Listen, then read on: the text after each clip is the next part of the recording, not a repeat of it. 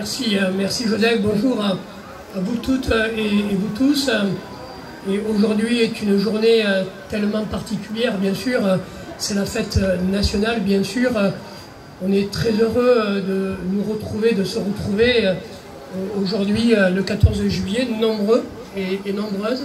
Et ça fait vraiment beaucoup de plaisir que voilà, on puisse commémorer et fêter ce 14 juillet ici à Gruissant, même si effectivement le port du masque est toujours quelque chose d'utile, voire même nécessaire, et j'espère que dans quelques temps on pourra le brûler.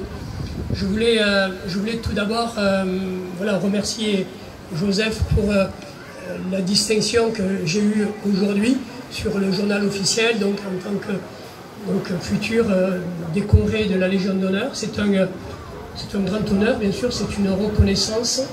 Et puis, c'est surtout aussi, pour moi, un engagement depuis pratiquement une quarantaine d'années sur ma vie professionnelle, ma vie sportive, ma vie politique, d'être décerné de cette médaille d'honneur avec 467 personnalités.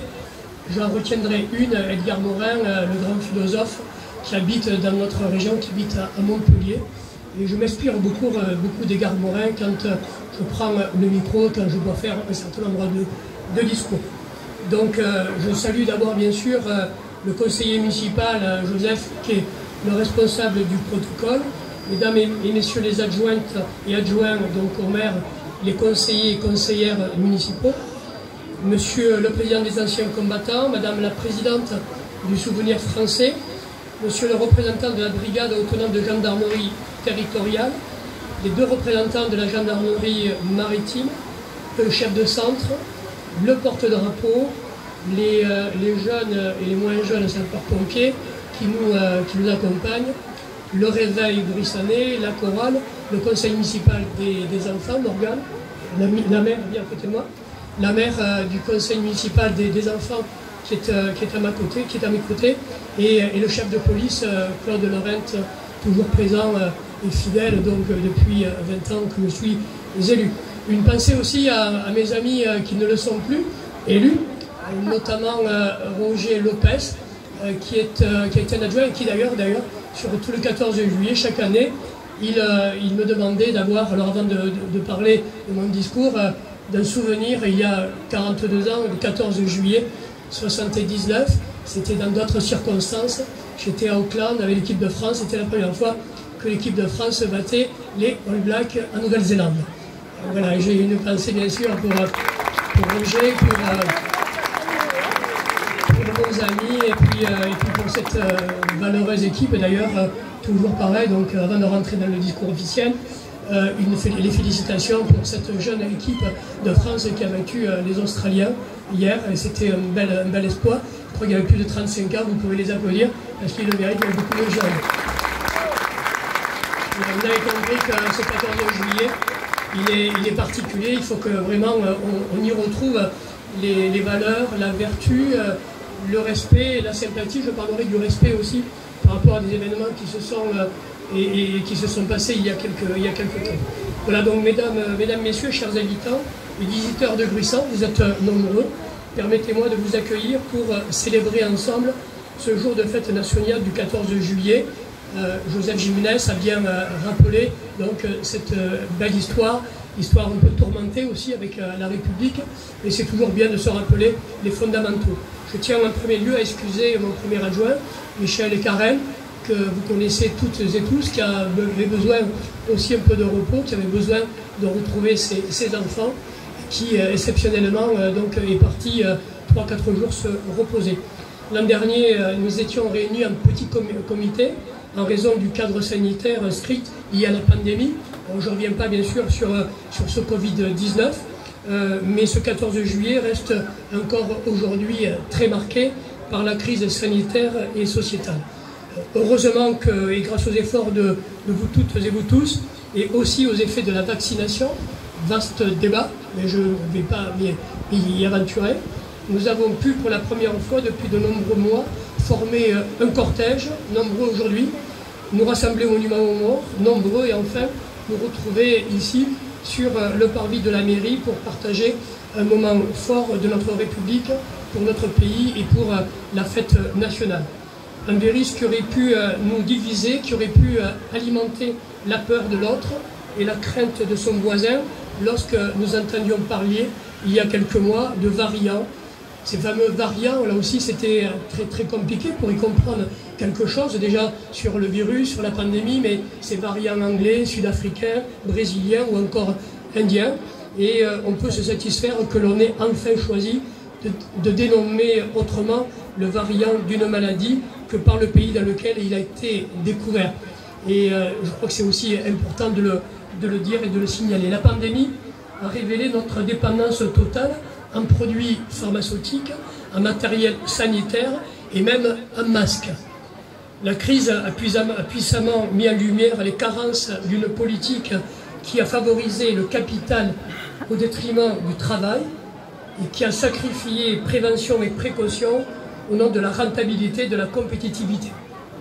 Le dogme néolibéral aggrave terriblement les inégalités sociales et nous sommes tenus de répondre à un ensemble de défis. Donc permettez-moi de relever quelques défis très rapidement, mais je crois qu'il est aussi aujourd'hui essentiel de se poser les bonnes questions ce 14 juillet.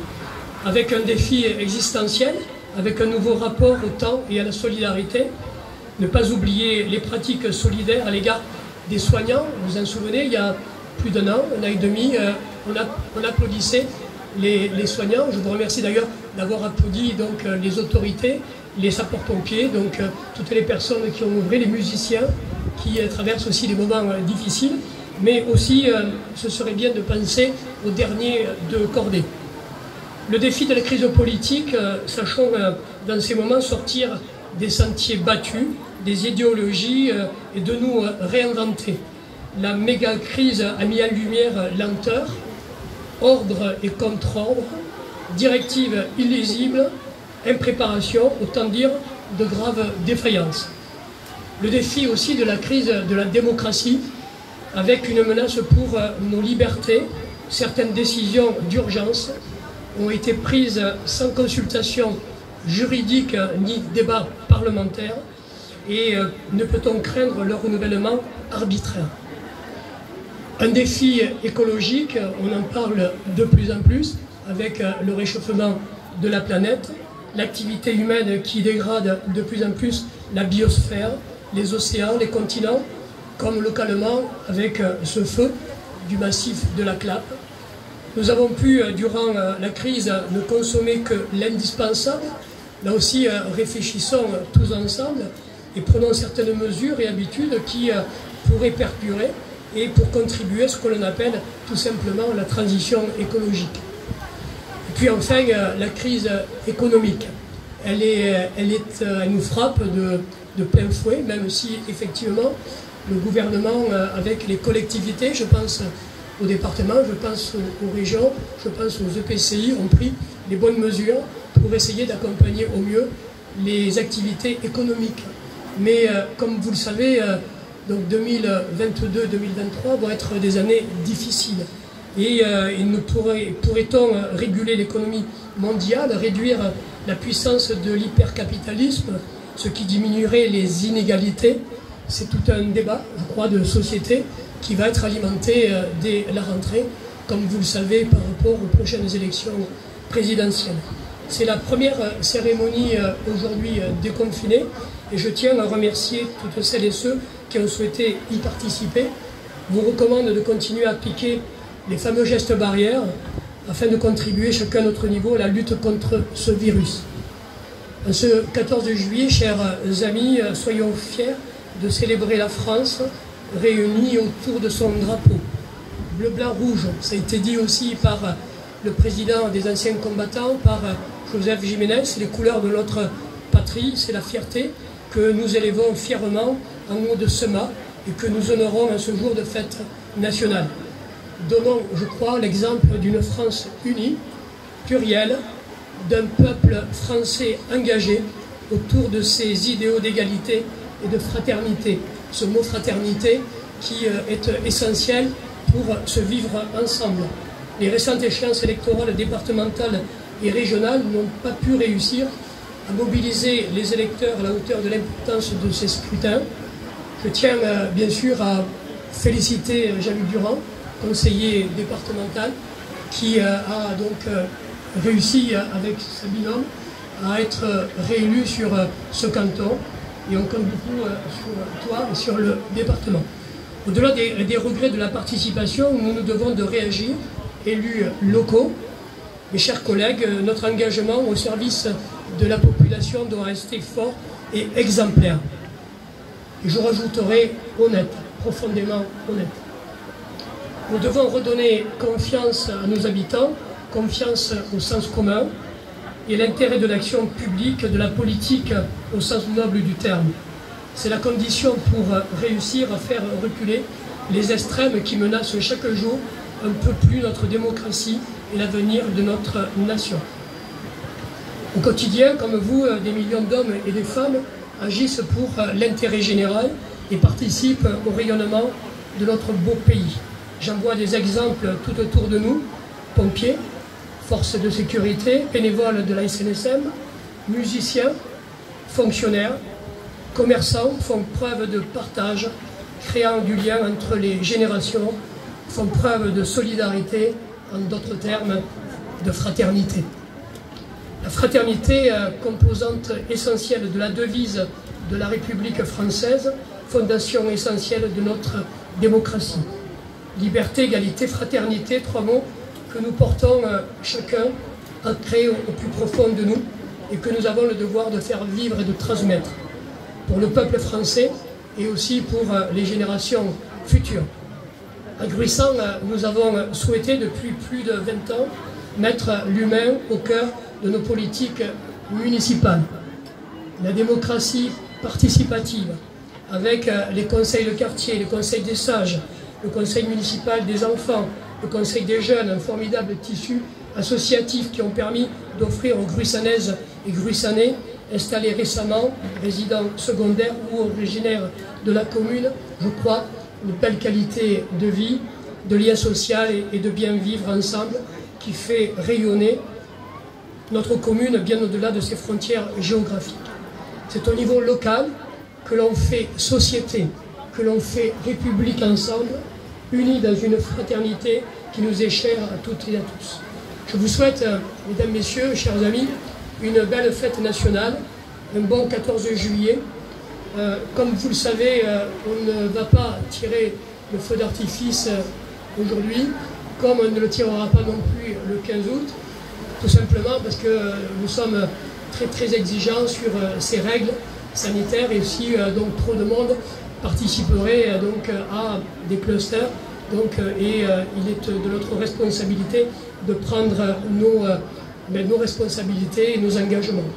Je voudrais aussi, avant de clore mon discours, avoir une pensée pour ce qui s'est passé les derniers jours de la semaine dernière avec ce jeune Narbonnais, Jonathan Garcia, qui est décédé suite donc à des bagarres de rue, des bagarres donc à la sortie des discothèques et qui malheureusement est décédé. Il était membre émérite du club de pétanque local de Gruissant qui donc est décédé le 11 juillet. Il avait 19 ans. Cet après-midi, il y a un concours de pétanque et donc là bien sûr avec des élus nous serons présents et je crois qu'il est important, chers amis, de réfléchir avec ces montées de violence aujourd'hui, avec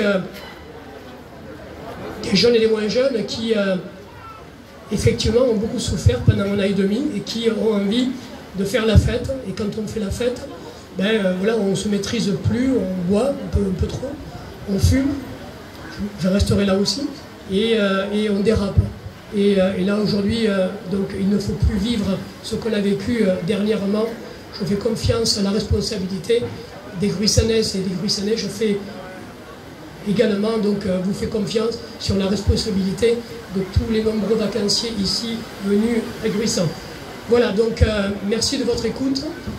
Vive Gruissant vive la République, vive la France.